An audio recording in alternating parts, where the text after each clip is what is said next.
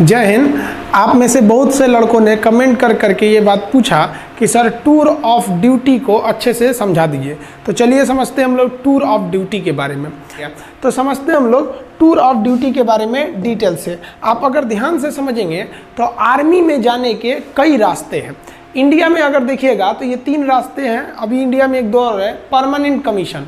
Permanent commission उसे कहा जाता है जिसमें आपको पूरी ज़िंदगी आर्मी के साथ पूरी लाइफ गुजारनी होती है। लाइफ कहने का मतलब ये नहीं है कि आपको पूरी ज़िंदगी आर्मी में नहीं रहना है। अगर आप जवान हैं तो आपकी उम्र 38 से 40 साल होगी तो आपको रिटायर कर दिया जाएगा। ऑफिसर हैं तो 54-55 पे रिटायर कर दिया जाता है। कर्नल से ऊपर रैंक के हैं तो 60 साल पे रिटायर किया जाता है। तो ऑन एन एवरेज ये परमानेंट में आते हैं। इसके अलावा एक शॉर्ट सर्विस कमीशन होता है। इसमें आपको 10 से 15 साल ड्यूटी करनी होती है। जब तक ड्यूटी करिएगा तब तक आपको सैलरी वगैरह सब कुछ मिलते रहेंगे। 15 साल बाद रिटायर कर दिया जाता है। अब रिटायरमेंट के बाद इन लोगों को पेंशन भी दिया जाता है।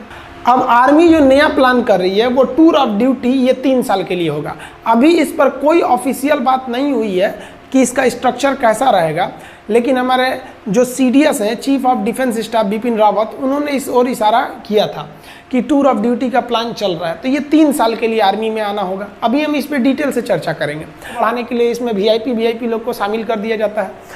अब मेन जो है वो हमारी बात चल रही है किस पर, टूर ऑफ आर्मी पर, टूर ऑफ ड्यूटी पर। इसके तहत केवल 3 साल के लिए लाया जाएगा। अब आप कहिएगा कि सर 3 साल में फ़ायदा क्या हो। देखिए, मान लीजिए अगर इस साल 1000 लोगों को भर्ती किए, फिर अगले साल 1000 लोग, फिर अगले साल 1000 लोग, 3 साल में हमारे पास कितने हो गए, 3000। अब अगले साल तो जो पहले आए थे वो तो रिटायर होंगे, फिर 3000 आ जाएंगे। तो इस तरह से हमारे पास हमेशा एक रेगुलर आर्मी बनी रहेगी। और ये आर्मी को हमें क्या नहीं देना पड़ेगा, पेंशन भी नहीं देना पड़ेगा। अभी हम पेंशन पे आएंगे, चर्चा करेंगे। अब थोड़ा सा हम आगे समझते हैं टूर ऑफ ड्यूटी में। ध्यान से समझिए, इस टूर ऑफ ड्यूटी के बारे में समझिए। ये एक तरह का इंटर्नशिप है। इंटर्नशिप क्या होता है कि आपको किसी खास काम के लिए और खास फिक्स समय के लिए जब बुलाया जाता है तो उसे इंटर्नशिप कहते हैं। इससे सेना हमेशा जवान रहेगी, यंग रहेगी। जैसे मान लिया कि हमने 1 साल के लिए 1 लाख लोगों को किस में भर्ती किया, टूर ऑफ ड्यूटी में। इस साल भर्ती किया, फिर अगले साल 1 लाख को भर्ती कर लेंगे, फिर अगले साल 1 लाख को कर लेंगे, यानी 3 लाख हमारे पास आ गए सब। फिर अगले साल इधर 1 लाख को रिटायर करेंगे तो फिर 1 लाख को भर्ती भी तो कर लेंगे। और जिसको हम रिटायर किए उसको तो पेंशन देना नहीं है कि भैया हम 3 साल ड्यूटी कराए हैं। अब ध्यान से समझिएगा जी, ऐसे करके हमारे पास 3 लाख का स्टॉक बचा। और ये 3 लाख की जो आर्मी है एकदम यंग है। 18 साल के लड़कों को भर्ती करेंगे, 18, 19, 20, 21। तो ये 3 साल का, 18 से 21 साल का, 18 से 21 साल के लड़कों को शादियों भी यहाँ नहीं हुआ रहता है, एकदम यंग गर्म खून रहता है। अब बॉर्डर के फ्रंट लाइन पे खड़ा करेंगे ना, देशभक्ति राष्ट्रवाद तो कूट कूट के भरा है, समझ में। अब जैसे कोई परिवार वाला आदमी है, सेना हमारी हर उम्र के जवान बहादुरी से लड़ते हैं, लेकिन जो 40-50 साल एज हो गया उन पे जिम्मेदारियां हैं, उनके बाल बच्चे हैं, वो भी इंसान हैं, वो भी हमारे लिए लड़ते हैं।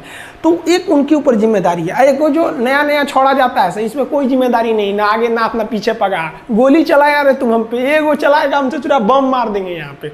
तो ये आर्मी को यंग रख सकते हैं। इससे आर्मी को डबल फायदा कि आर्मी हमेशा यंग रह गई, और जो रिटायर हुए उन्हें सैलरी भी नहीं देना है, और आर्मी कम भी तो नहीं होगी ना भैया। हर साल हम 1-1 को रखे रहेंगे, हमेशा हमारे पास 3 लाख की एक टूर ऑफ आर्मी की, टूर ऑफ ड्यूटी की फौज बड़ी रहेगी। समझ में आया कि नहीं आया।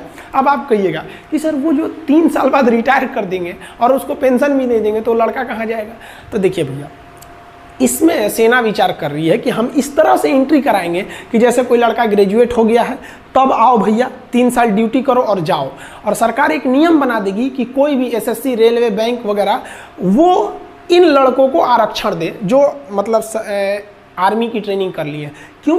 क्योंकि इनके अंदर एक डिसिप्लिन आज होती है। आपका बढ़िया बढ़िया ब्रांड, जो हज़ारों रुपए के आप जो ब्रांड पहनते हैं ना, उस ब्रांड की कोई कीमत नहीं है अगर आपके बगल में कोई बंदा वर्दी पहन के इंडियन आर्मी का उस पर लोगो बना हो, पहन के खड़ा हो जाए तो सारा आपका ब्रांड बर्बाद हो गया उस आर्मी के वर्दी के बाद। तो एक वर्दी भी मिलेगी, रैंक भी मिलेगी, सैलरी भी मिलेगी।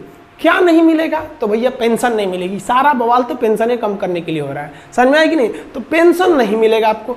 क्यों पेंशन नहीं मिलेगा? क्योंकि पेंशन देने के लिए कम से कम आपको 17 साल की ड्यूटी करनी रहती है। इसमें तो ओवरऑल 3 साल की ड्यूटी ही है। तो समझ में आ रहा है कि नहीं आ रहा है। जो टूर ऑफ ड्यूटी के तहत आएगा वो सेना के एडवेंचर को भी देख लेगा, राष्ट्रवाद भी देख लेगा, डिसिप्लिन भी सीख लेगा, स्वास्थ्य, मेंटेलिटी, हर चीज को सुदृढ़ कर लेगा और दूसरी नौकरी में उसको छूट भी मिलेगा, तो उसका भी करियर खराब नहीं हुआ। देश की सेना भी जवान रह गई और देश का जो पेंशन पे खर्च था वो भी बच गया।